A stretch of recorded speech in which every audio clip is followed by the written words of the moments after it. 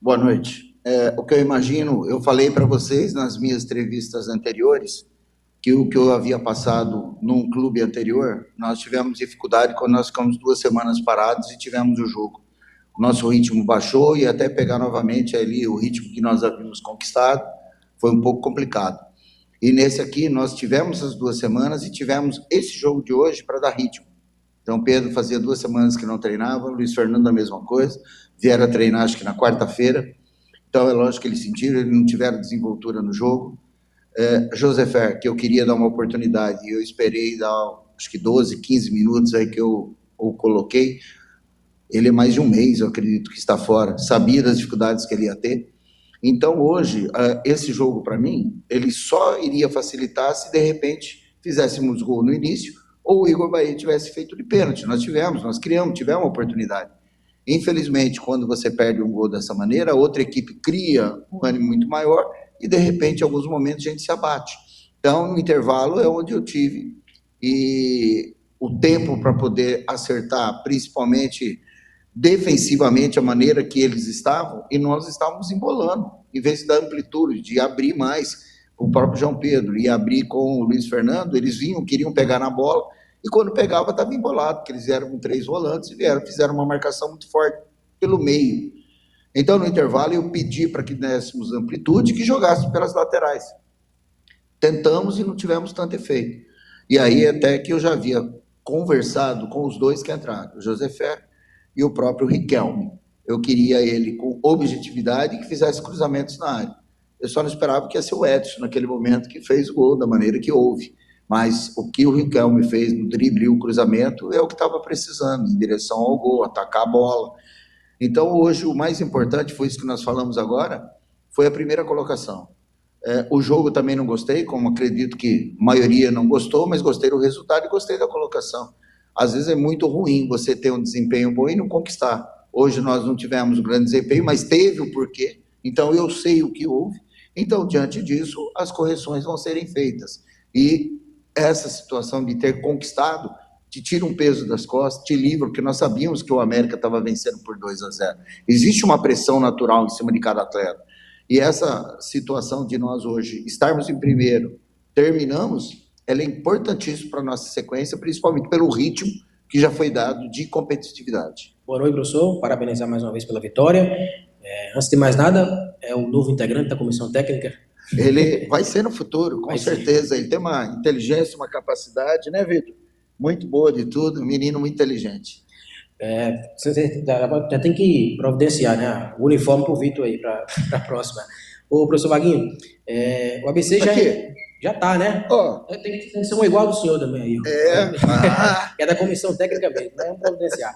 Professor, o ABC já sabia, né, quem ele enfrentaria na próxima fase, já que a definição do A7 foi ontem, né? Então, se fosse primeiro, se fosse segundo, ele já sabia que enfrentaria o Piauiense, seria o Fluminense ou o Altos. Acabou, como o ABC foi líder, vai ser o Altos. O que é que dá para dizer sobre esse confronto, sobre esse novo momento, né, que passa a viver agora o time do ABC?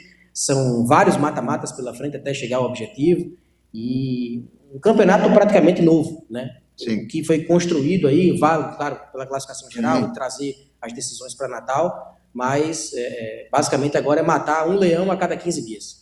Nós falamos isso agora, ao término, na oração, sobre faltam 8 partidas para um acesso. Então nós temos que entender, se dedicar mais ainda a esses 8 jogos, que todos os jogos vão ser finais. E principalmente o jogo no Piauí. É muito difícil jogar lá. Ou seja, pelo clima, pelo calor que pelo estado do gramado, mas nossa equipe já sabia e nós sabíamos que nós vamos enfrentar. Conheço muito bem o Roberto Fonseca, temos uma amizade de longa data, nos conhecemos bem, como tem alguns atletas também que já jogaram comigo. Rodolfo Potiguar, Jefinho e o próprio Ayrton. Fora alguns outros que a gente conhece e que a gente sabe quem é. Então, como vocês disseram, acabou, não importa que eles classificarem em 4º lugar, vão ser 2 partidas e tem que saber jogar as 2 partidas e enfrentar tudo. Então, nós estamos esperando agora simplesmente a data que a CBF vai colocar, se é sábado ou é domingo, para que a gente conclua a logística que está sendo feita. Mas nós já tentamos antecipar toda uma situação de voo, hotel, onde vai ser, como vai ser, só não sabemos ainda se nós vamos viajar na quinta ou na sexta-feira. Mas está tudo programado para que a gente não ocorra nenhum erro e que dentro de campo a gente consiga fazer o melhor. O ABC pode ainda ganhar o reforço do Ramírez, né, o volante que está chegando agora do Pouso Alegre por empréstimo, já para esse próximo mata-mata. Além dele, visto o que você acompanhou, o resultado dessa primeira fase da Série D, e claro, analisando também o desempenho dos seus jogadores, o que é que ainda precisa ser feito?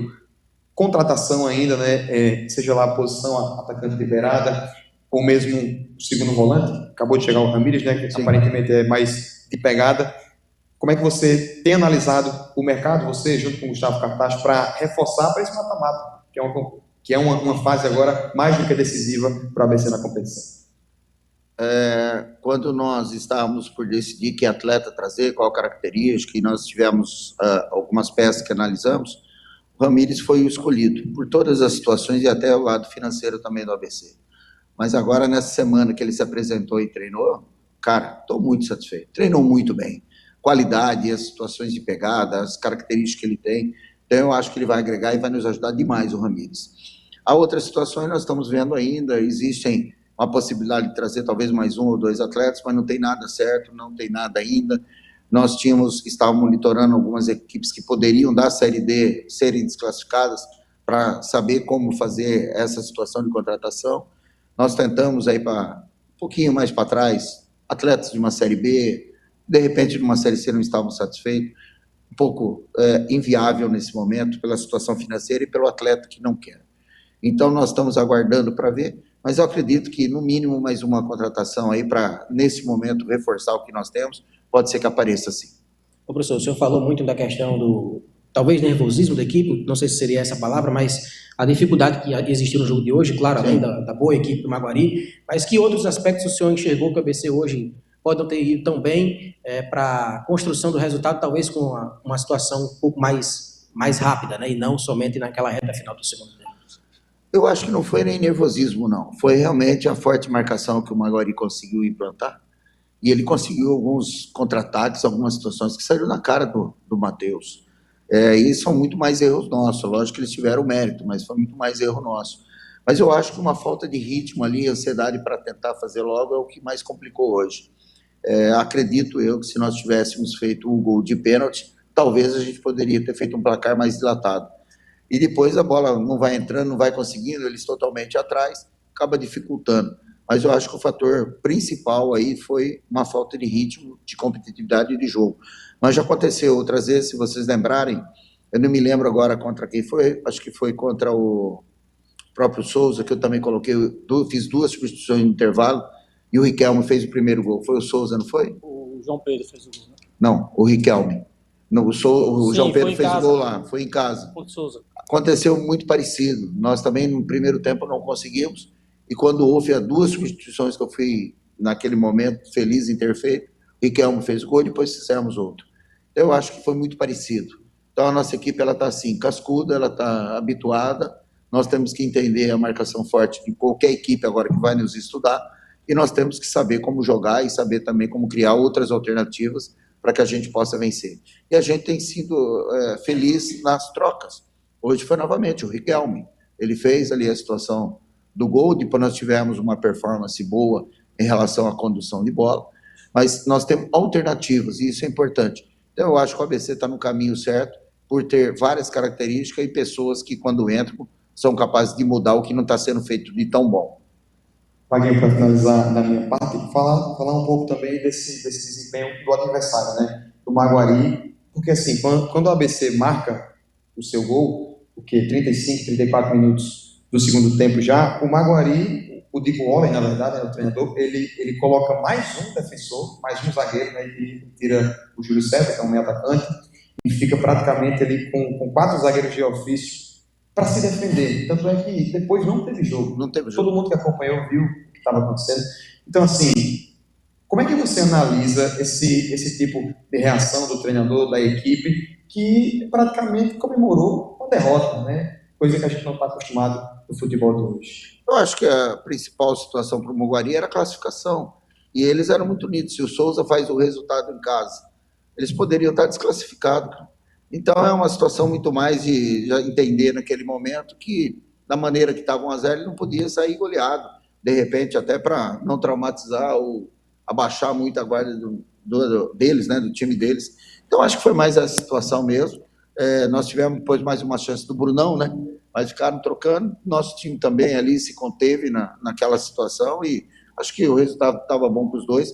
Mas eu acho que o Dico, nesse momento, o que ele quis preservar aí foi não tomar mais gols e perder para o ABC por 1-0, que estava bom e já está classificado.